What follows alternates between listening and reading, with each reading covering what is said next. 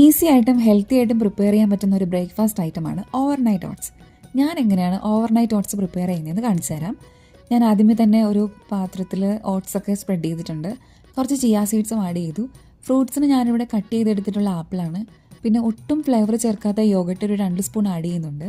കുറച്ച് മധുരത്തിന് എൻ്റെ എവർഗ്രീൻ ഫേവറേറ്റ് കുറച്ച് ക്രഞ്ചി പീനട്ട് ബട്ടറും കൂടെ ആഡ് ചെയ്യുന്നുണ്ട്. പിന്നെ ഫൈനലി കുറച്ച് പാല് ചേർത്ത് കഴിയുമ്പം നന്നായിട്ടൊന്ന് മിക്സ് ചെയ്യണം, കാരണം എല്ലാം ഒന്ന് സോക്ക് ആവണമല്ലോ. പിന്നെ കുറച്ച് ബദാം കട്ട് ചെയ്തതും കൂടെ ഇങ്ങനെ ടോപ്പിക്കലി ആഡ് ചെയ്ത് കൊടുക്കുന്നുണ്ട്. എന്നിട്ടിത് നമുക്കൊരു ഓവർനൈറ്റ് ഫുള്ള് ഫ്രിഡ്ജിൽ കീപ്പ് ചെയ്യാം. പിറ്റേ ദിവസം നമ്മളിത് എടുക്കുമ്പോൾ ഇത് നന്നായിട്ട് സോക്കായിട്ടുണ്ടാകും. അതുകൊണ്ട് തന്നെ നമ്മൾ കഴിക്കുമ്പോൾ അത് നല്ല സോഫ്റ്റും ആയിരിക്കും. നമുക്ക് ഇഷ്ടമുള്ള ഫ്രൂട്ട്സ് എല്ലാം ആഡ് ചെയ്യാം.